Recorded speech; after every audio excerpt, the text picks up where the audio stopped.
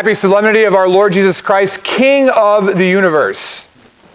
Happy solemnity of the Lord Jesus Christ, King of the universe. Okay, that was pretty pathetic, so we'll try that again. Because I expect you, every time you go to a gas station or visit someone's today, just like you're wishing people happy Thanksgiving or Merry Christmas. So here you go. Happy solemnity of our Lord Jesus Christ, King of the universe. Happy solemnity of our Lord Jesus Christ, King of the universe. Thank you very much. It was very kind of you to wish me that greeting. Today is the solemnity of our Lord Jesus Christ, King of the universe. Our Lord is crowned here in our sanctuary, who we crowned a few weeks ago in preparation for the culmination of this liturgical year. We call Jesus King of the universe, not the King of just our country, the King of our church. We don't even just call him King of the earth. He is the King of the universe.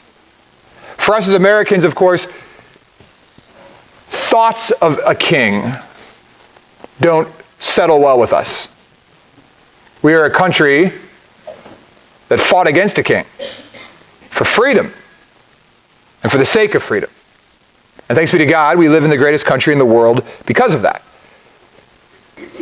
But our Lord is a king.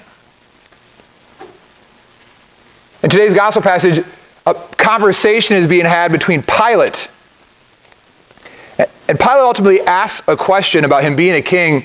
And then Jesus actually says something that's really profound. He says, "You say I'm a king. For this I was born, and this I came into the world."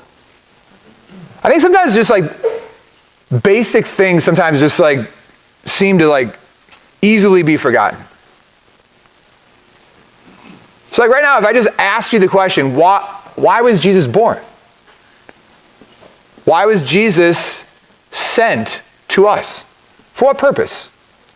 Sometimes it's so easy for us to get caught up into all the things in our own lives or even in the church or in parish, and we forget sometimes the most basic and simple things of what this is all about. Like why you're here this morning. Why was Jesus born? Jesus says, "For this I was born." This is why I came into the world. Now we know John chapter 3, verse 16. "For God the Father loved the world so much that he gave us his only begotten Son." Why was Jesus born? Because God the Father loved you. He loved you individually as a person. He loved you so much that he sent his Son to you. Why was Jesus born? Because God the Father loves you.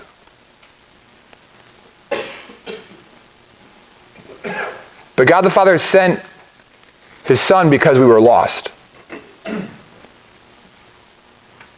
so he said as a king, normally we think of kings as individuals who sit on thrones and are served. That's what we rebelled against. That's not the kingship of Jesus. And that's why the church specifically chooses the discussion between Pilate and Jesus at the end of his life to remind us that our king is radically different. Our king is one who's willing to suffer and die so that we might have life. I have a friend. She's a mother. She's a mother of 6. And she and her husband planned a trip to Disney World.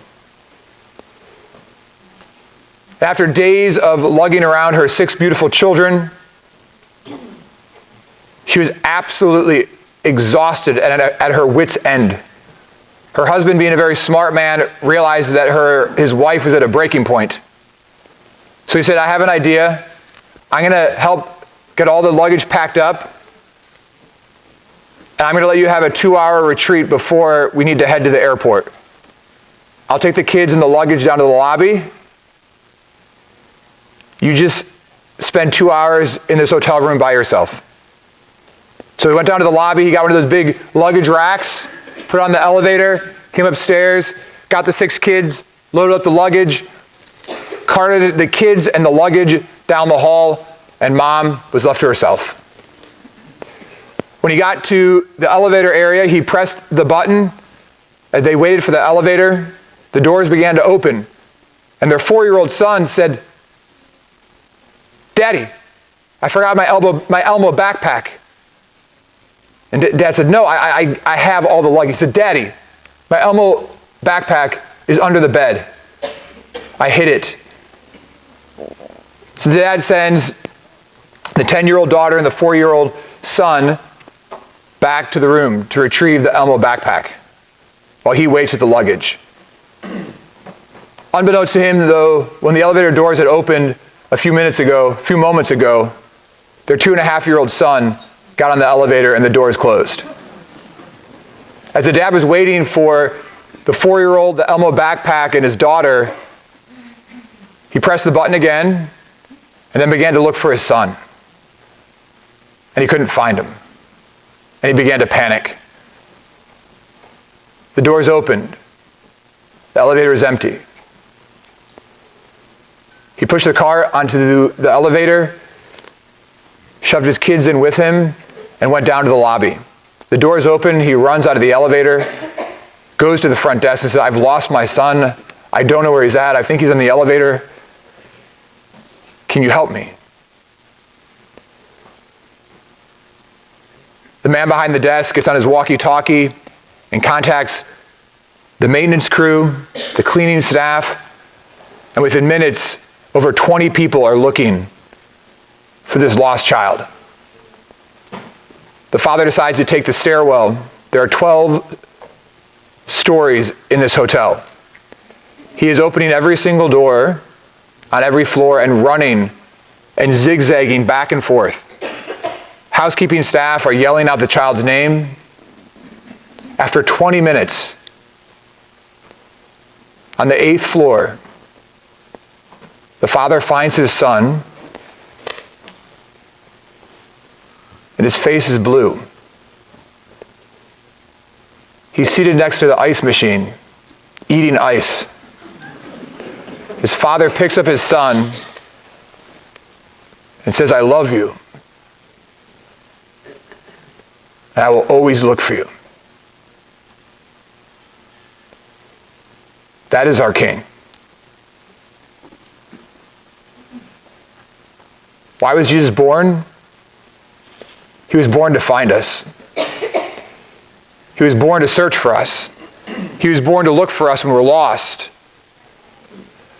That little boy just stepped into an elevator and doors closed. How often in our own life is that not the same? We step into an elevator, we step into a situation, we step into a room, we step into a relationship, and within moments our whole life is changed. Often without even our intention. That is our God. The King that we celebrate today is not a king who sits on a throne. The King we celebrate today is a God who chases after you, who searches for you, and sends out a search party of saints and angels. That is our God. The father picked up his son, went down back to the lobby, got his other kids, and went back to his room. His wife opened the door and said, "The 2 hours aren't up." He began to tell her what happened. She began to cry. She said, "I have no idea why. But when you left with the kids, I saw my rosary in my purse, and I picked it up, and I began to pray. For some reason, our little one kept coming to my mind. And I prayed an entire rosary for him in those 20 minutes. You see, that's our God. He searches after us, and he has a mother praying for us. I don't know where you're at this morning. I don't know if you feel lost this morning, overwhelmed overwhelmed, stressed, trapped, enslaved. But you need to know this morning there's a God who is chasing after you. And he has gotten angels and saints to help. And our Blessed Mother, she's praying. And it might not have been 20 minutes that you've been lost. It might have been 20 years or 20 days. But they will find you. They will pick you up and they will embrace you. And they will take you home. Because that is our King.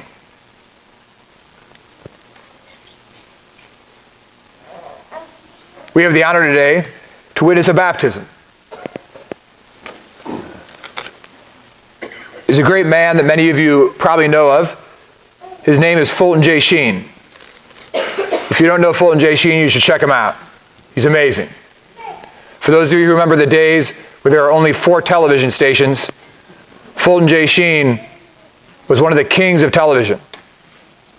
A Catholic archbishop who on primetime television literally catechized, taught, and inspired the United States of America like none other. Fulton J. Sheen is known for a quote, and he says this: "Every baptism is Bethlehem. Every baptism is Bethlehem." Every time that someone is baptized, God the Father looks down and sees his Son. When Cohen is baptized today, he will become another Christ. Do we not believe in Matthew 25 when Jesus says, "You did it to me"? When did we see you hungry and feed you? When did we see you thirsty and give you drink? When did we see you naked and clothe you?